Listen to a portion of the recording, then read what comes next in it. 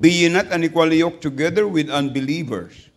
For what fellowship hath righteousness with unrighteousness? And what communion hath light with darkness? And what concord hath Christ with Belial? Or what part hath he that believeth with an infidel? And what agreement hath the temple of God with idols? For ye are the temple of the living God. As God hath said, I will dwell in them and walk in them. I will be their God, and they shall be my people. Wherefore come out from among them, and be ye separate, saith the Lord, and touch not the unclean thing, and I will receive you. Be ye not unequally yoked together. Kung ikaw ay anak ng Diyos, lalaki, tandaan mo to. Ibig sabihin, huwag kang papatol, huwag kang mag-aasawa ng hindi saved. At ikaw ay babae, huwag kang papatol sa unsaved. Hindi papatol, huwag kang magpapaligaw sa unsaved. Bakit? Sino ang ama ng mga saved? Hindi niyo pa alam? Diyos. Sino ang ama ng unsaved? Ay kung magiging asawa mo, sino magiging bianan mo?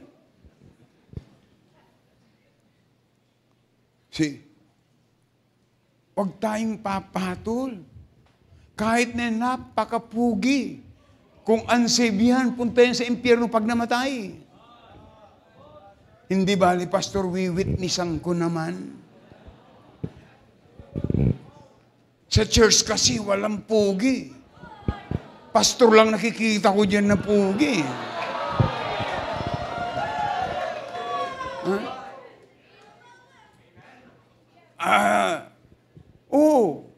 Unsaved nga, pugi naman. May pag-asa pang maligtas.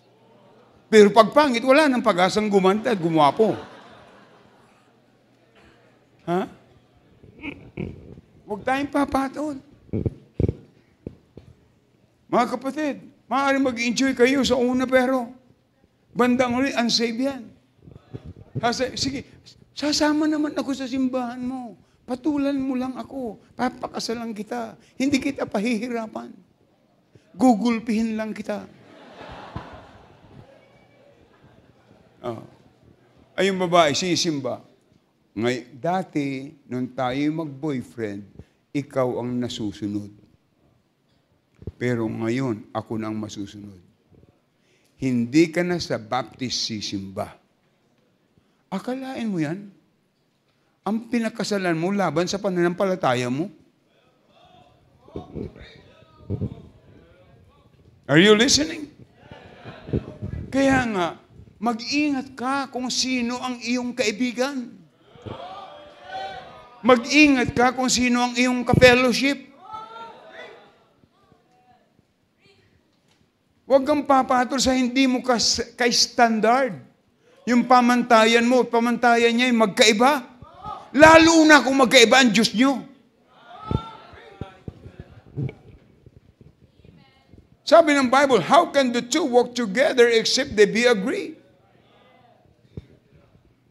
May nakausap ako, diyan sa malapit sa amin na Amerikano eh. Sabi niya, you know, I've been a Christian for many, many years. I'm a member of the Southern Baptist Church in Texas. Sabi, when did you get saved? Alam niyo, saved siya. How about your wife? Oh, I'm married to a Filipina. He is a close Catholic. She brings the idols in our house. But I don't care. Wow. Can you imagine? Ang sabi ng Bible, huwag kayong magkaroon ng ibang Diyos sa harapan ko.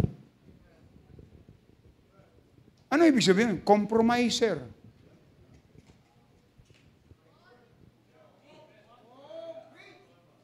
See? Wag.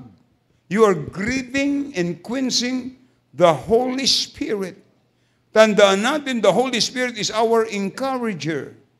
You should not discourage our encourager. Tanong, matutuwa bang banal na Espiritu na may Diyos ka sa loob ng iyong bahay na iba? Amen? Yung mga kabataan, makinig kayo sa akin. Tanong, sino yung mga kaibigan mo? Anong pananalita mayroon sila?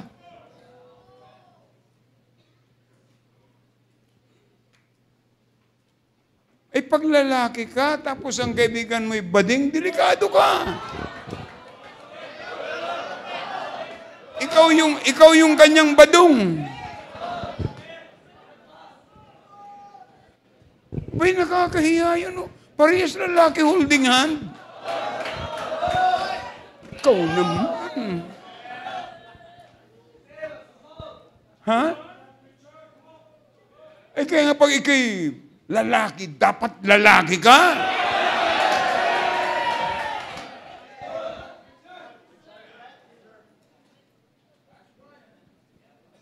Kilos lalaki, lakad lalaki. Hindi yung lalaki ka, pakimbut-kimbut ka pa.